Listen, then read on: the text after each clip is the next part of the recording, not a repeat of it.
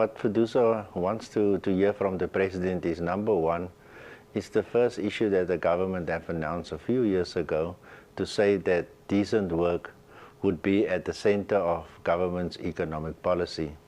And that clearly falls in line with Fedusa's own position to say that we must, provide decent work and decent life for all our people, because that is critical in terms of any society that wants to make progress and to lift more people out of poverty and to create more employment for our young people so that they can have a better future. What would be different from the previous speech that you'd want to hear central, if I may ask so? Yeah, look, I think the most important part for any president in a country is he wants to focus on what is his legacy going to be. And I think quite critical for South Africa is the country came through a terrible situation of the global economic crisis, which set the country back. And the message that the Deputy President brought to the Fedusa leadership at a high-level meeting was to say that government, business and labor is joined at the hip. It means that all of us together are in this particular process and that we should focus more specifically on how can we do more for the South African citizens and to do more also for our country, because we need to get higher economic growth.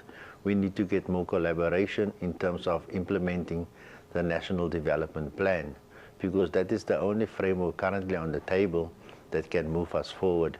And I think for Fedusa's point of view, there might be some certain aspects of the National Development Plan that we need to sit around the table and sort out.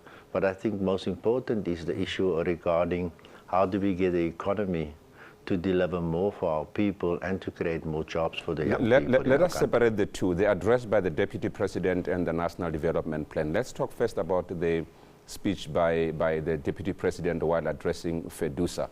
What do you think needs to be done differently by the labor movement in ensuring that jobs are created? Yes, look, first of all, we need to develop a process of trust between the business community and organized labor, because that is the critical area where we have seen during 2014, we have seen long strikes. We have seen a situation that trade unions and employees are not trusting one another. And I think what is critical for us to do as a country is that we need to focus on how do we rebuild trust. And that is specifically the process that the President have mandated the Deputy President to do, is to create a much more conducive environment so that we can strengthen labor relations. And then secondly, how we can also strengthen collective bargaining, because collective bargaining is a process where we can ensure that workers are benefiting from the growth of the economy. The breakdown of trust could have resulted, for example, from employees being unhappy about their salaries, which brings us to the issue of the national minimum wage. Where do you find yourself as Fedusa at this point, and what would you like to hear the President say? Look, on the issue of the national wage, we have concluded an agreement with business and with government as organized labor, which include Fedusa, COSATU and NACTU. And what we have agreed that the national minimum wage is an important instrument to deal with inequality. But also at the same time, the Deputy President and through NETLAC, we have now established some task teams to deal with the modalities. In other words, where are we going to set the minimum wages? Because there's a school of people in South Africa that think if we introduce a minimum wages, that will now aggravate the situation of employment creation. From Fedusa's point of view, we believe that that is quite critical, that we need to look at the most vulnerable people in a society, because at the end of the day, we want to see decent life for them. And it's also critical that we must also look at, the issue of livelihoods of people. And because many of our people are living far away from the workplaces and they spend a huge amount of their income on transport and on food. And that's the reason why it's quite critical for us to reach an agreement as quickly as possible.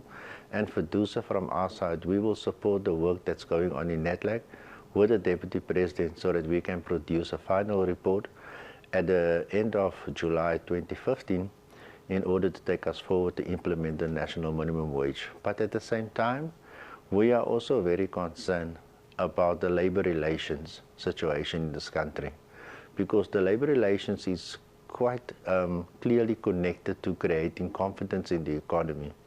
Because if we want to attract foreign investors to invest in our country, it is quite important for us to make sure that we create an environment which is conducive to foreign investment, but also conducive for local companies to have confidence to invest in the economy and to thereby create jobs. Let's wrap up on the issue of the National Development Plan, and then we'll go back and talk about legislation regarding labor relations.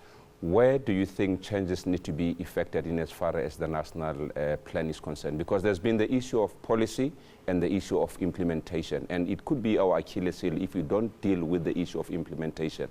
We have spoken to a number of organizations. They have raised the issue of implementation. Do you need to see a different strategy carried out by government? Yes, I think the biggest issue, and that is the breach between the world of work and the world of learning. We need to ensure that we get more of our young people that focus on education, because you will find a situation in South Africa and as many countries that we need to ensure that we get the situation of education right. But education per se, it's not only just the responsibility of the Minister of Basic Education, for an example, but it's a partnership between learners, parents, school principals, school governing bodies, and that is why it is quite critical for any nation, if we want to move really forward, that we take advantage, specifically the learners, to take advantage of the situation of getting and making the best out of their education, because currently our education system doesn't deliver for the skills that we need in that our are necessary in the economy. I mean, the biggest part of our budget is education. And we believe, as producer side, you know, that partnership between parents and learners and the Department of Education should really be driven from the bottom upwards.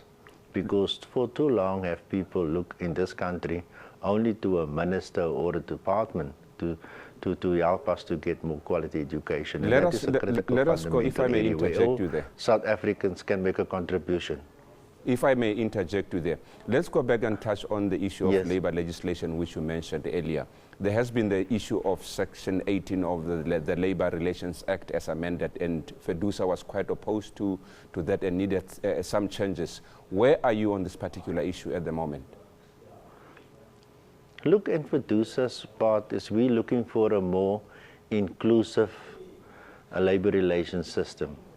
If I can give you an example, for instance, this principle that the majority trade union in the workplace should exclude, if you represent 51% of the workforce, then you should exclude the 49%. I mean, that is totally contrary to our beliefs, and we believe that every worker, whether the person is a machine operator or whether he's a supervisor or whether he's an airline pilot, everybody has to make a contribution to the sustainability of a company, and that is quite clear. And the current labor relations situation is clearly problematic, because you would find a situation that the majority of people on the lowest level wants to drive the other unions out of the system, and that is a recipe for conflict.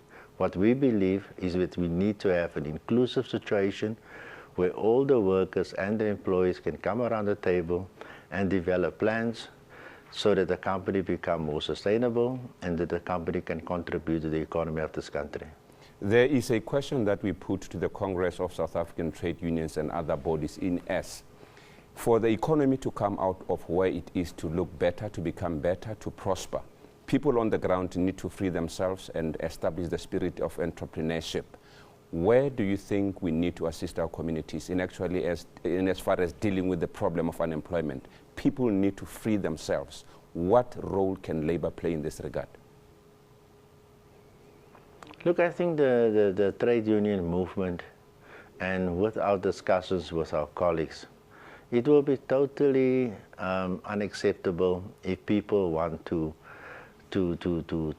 sort of suppress the situation of entrepreneurship, because young people are innovative, young people can work out practical solutions. And I think it's quite important that we must advance that spirit of entrepreneurship, but at the same time that we must be grounded in the principle of decent work and decent life for all.